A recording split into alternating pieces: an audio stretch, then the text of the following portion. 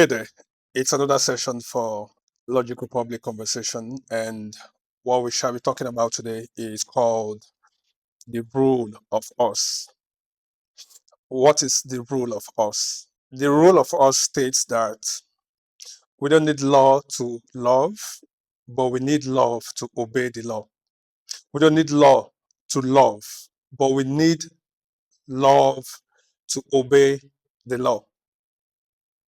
This rule reminds us of the greatest law, and the greatest law is love. It states that when we have inclinations, when we have ties to our society, to governance, to greater common good, when we have ties to a society that works, that singular tie might just be sufficient enough for us to drive a society that works for everybody. In other words, the rule of love says that we don't need law to keep everybody on their toes. We don't need law for people to function. We don't need laws for society to work well. So instead of individuality, we look at ourselves from the point of collectivity. So when you are acting, when you are doing whatever it is you're doing in your capacity, you don't do it from the point of an individual. Rather, you are doing it from the point of collectivity.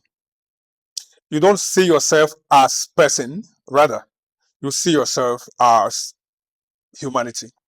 So, with the rule of us, who you are at your private self, when the camera is not on you, when all you have left, all that is watching you is your conscience and the mirror. That is who you should be when the lights and cameras are on you.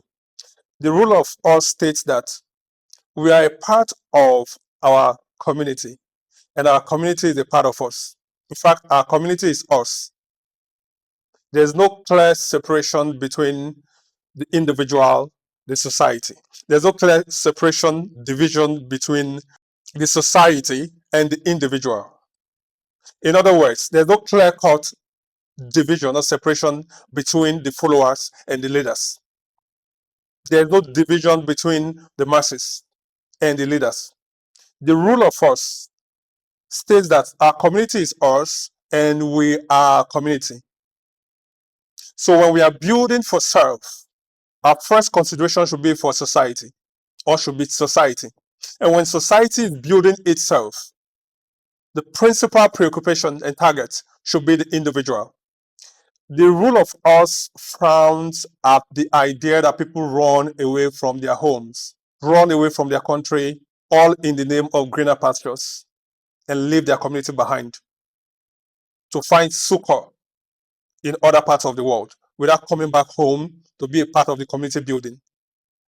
The rule of us talks about the state's involvement and participation in community building. It states that even when the individuals, when the citizens, when the masses have issues with the state, they must have faith, or they should be able to have faith in the system, in the justice system, to guarantee them justice when needed. So it's not just about the participation of the citizenry, it's also about the participation of the government. So, like I said, there's no clear-cut division between the masses and the leaders, because it is called the rule of us. You and I, together as one, makes up the community. And all we can do is to, embrace the essence of our collectivity.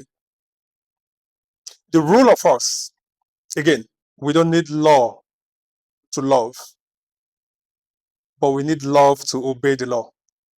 This is what the rule of us states.